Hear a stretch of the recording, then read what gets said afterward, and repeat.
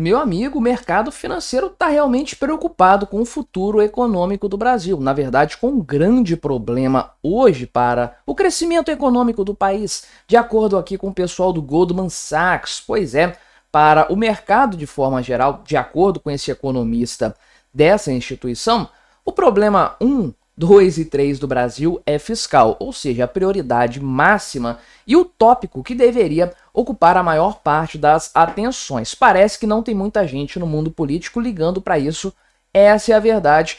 O orçamento, o relatório do orçamento apresentado, nos mostra isso claramente. Eu fiz um vídeo recente aqui no canal a respeito desse tema, uma irrealidade, uma peça de ficção que mostra que ninguém está ligando para essa história, mas o mercado está de olho sim nesse problema que é a raiz dos males econômicos que afligem o Brasil e que infelizmente devem continuar por aí há algum tempo, uma vez que não há o menor interesse da parte de ninguém de resolver essa situação. Então, vamos conversar sobre esse assunto, analisar esse tema em mais detalhes, mas antes não se esqueça de se inscrever no meu canal se você ainda não for inscrito e se você quiser colaborar ainda mais com o meu trabalho, você pode se tornar membro patrocinador, só clicar no botão Seja Membro aí embaixo, com valores a partir de R$ 1,99 por mês, isso me ajuda bastante, pode ter certeza disso, né?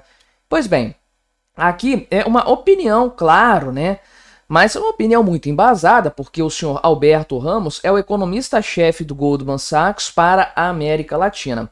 Então, é um cara que está acostumado a lidar com a economia desta porção do planeta Terra, ultra-esquerdista e que não sai do lugar nunca.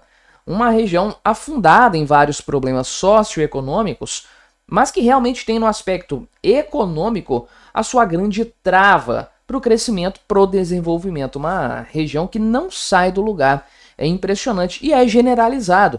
Não é só o Brasil, você tem Venezuela, você tem Bolívia, Peru, países que estão bastante deteriorados. A Argentina começa a se recuperar, mas a gente não sabe até quando que isso vai, se é um projeto de longo prazo para o país ou se é apenas um mandato de um presidente com uma visão mais correta. Enfim, é o que a gente conhece da América Latina e o cara aqui conhece melhor ainda essa situação. E ele mandou a real a respeito do problema que o Brasil enfrenta hoje, o maior problema, né? Ele diz que pela perspectiva de mercado, o problema 1, 2 e 3 do Brasil é fiscal. Ele cita esse tópico porque, é claro, você tem problemas de ordem institucional, a gente está vendo o que o STF está fazendo aí, a perversão das instituições.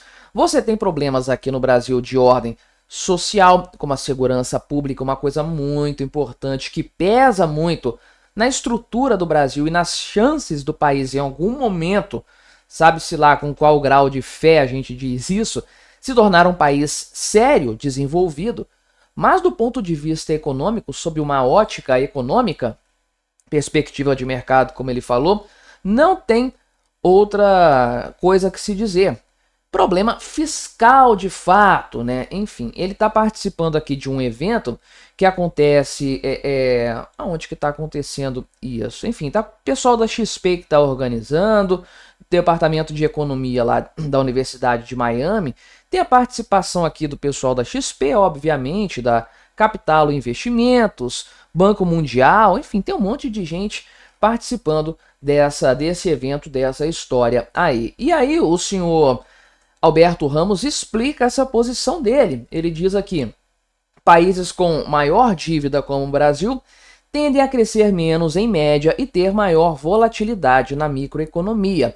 Ou seja, não há crescimento orgânico para um país endividado, até porque um país com uma dívida muito grande é um país que tem que pagar um serviço de dívida muito grande. Ah, mas os Estados Unidos, beleza, tem a moeda mais forte do mundo, uma moeda que tem uma demanda que é quase infinita. É um país que pode se dar ao luxo de fazer estripulias. Mas pense num país em desenvolvimento, como o Brasil, que não tem uma moeda demandada mundialmente, globalmente. O que acontece para esse país ter uma dívida elevada? E lembre-se, a dívida brasileira está crescendo na ordem de R$ 1 trilhão por ano. Só o crescimento da dívida, o acréscimo dessa dívida. Então, esse país está fadado a pagar um serviço da dívida cada vez maior, que é o que está acontecendo. Ó. Vamos para uma taxa Selic de 15%, que eleva a dívida pública brasileira muito por causa dos juros. E aí o governo começa a sugar recursos da sociedade privada, então torna o crédito muito mais complicado, porque todas as empresas estão disputando com o governo o dinheiro que está disponível para financiamento. O governo toma tudo isso aí para bancar a própria máquina pública, e aí você tem também uma maior volatilidade da economia, porque o governo acaba tendo que recorrer a terrível impressão de dinheiro, e a gente sabe onde que isso dá no final das contas, né? E aí então você tem um problema acessório aqui, justamente no sentido do crescimento econômico, uma consequência dessa estrutura problemática. Ou nas palavras dele, quanto mais você gasta, menos você cresce, e aí o governo basicamente perde a política fiscal como ferramenta de manejo, né? Então realmente a coisa já não funciona da forma como deveria funcionar. E aí o cara da Capital Investimentos aqui, que é o Carlos Viana de Carvalho, falou que é preciso no Brasil mudar o curso da política fiscal. Agora, ele sabe muito bem, né? Obviamente, todos eles sabem que isso não vai acontecer, é claro. Então, ele sentenciou, falou que não tem como ter um caminho melhor macroeconômico, favorável para o desenvolvimento da economia como um todo, que não passe pelo problema da dívida pública, do controle disso aí, né? Inclusive, isso torna praticamente impossível a chance, a tentativa do Banco Central de controlar a dívida, porque realmente o negócio sai do controle daquela história de taxa Selic, que aumenta um pouquinho a taxa de juros para controlar e tudo mais, porque a política fiscal está em uma trajetória insustentável, e isso aqui é perigoso pra caramba, meu amigo. Enfim, a partir daí você tem, como ele diz, né, uma via cíclica, que é o seguinte, que o governo, por um lado, gastando muito, faz parecer que a economia está crescendo, o desemprego cai e essa coisa toda, né? Só que aí você tem um problema de longo prazo considerável, que é uma perda de credibilidade na sustentabilidade da dívida do Brasil, o que obriga, é claro, o Banco Central a subir a taxa de juros para tentar abaixar a taxa Selic e fazer com que a coisa fique mais, abaixar a inflação, perdão, e fazer com que a coisa fique mais sustentável. E aí não tem de fato como isso se resolver. E aí tem o grande problema, a matriz desse problema aqui, que é o que eu falo. É claro que o governo Lula essencialmente é um governo gastador, que tem no gasto público o seu DNA, mas a estrutura econômica brasileira, orçamentária, é tão ruim, tão mal construída, constitucionalmente estabelecida de uma forma tão ruim,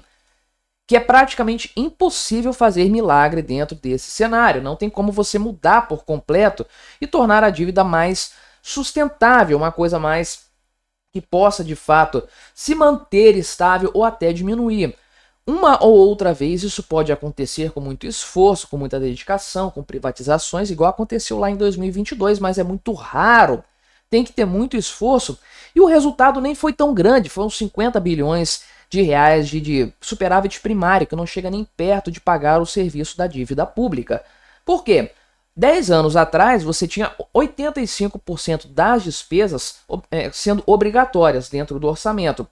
Hoje, isso é 93% do total de gastos, né? E esse percentual já é superior às receitas do governo. Então, a receita cresce muito, mas as despesas crescem mais, crescem num ritmo maior, e aí o orçamento fica completamente desequilibrado. Então, o governo tem uma margem de 7% do orçamento total do lado das despesas para manobra, para acomodar algum tipo de superávit, o que tira a chance de o governo, principalmente um governo incompetente como o atual, conseguir equilibrar as contas. E aí, né, ele já mandou a real aqui, que a gente sabe muito bem, que este ano não vai ter mudança nenhuma, ano que vem não vai ter mudança nenhuma, ninguém acredita que 2025 e 2026 teremos algum tipo de equilíbrio. Os olhos estão voltados para 2027. E eu já digo aqui sem problema nenhum, sem risco de estar errando. 2027 vai ser o ano mais importante do ponto de vista econômico para o Brasil, mais do que o ano eleitoral 2026. O mercado está disposto a dar uma colher de chá para o Brasil em 2027. tudo depende dos primeiros meses do próximo governo, independente de quem seja. Se esse governo sinalizar que quer o equilíbrio fiscal, que vai fazer mudanças estruturais, a economia brasileira vai conseguir respirar um pouco. Agora, se ele nem tocar nesse assunto, o próximo presidente, simplesmente continuar tocando o barco dessa forma, aí o Brasil acaba em 2027 mesmo. Mas me diga aí o que você achou da minha análise, colabore com o nosso debate, se inscreva no meu canal se você ainda não for inscrito e até a próxima.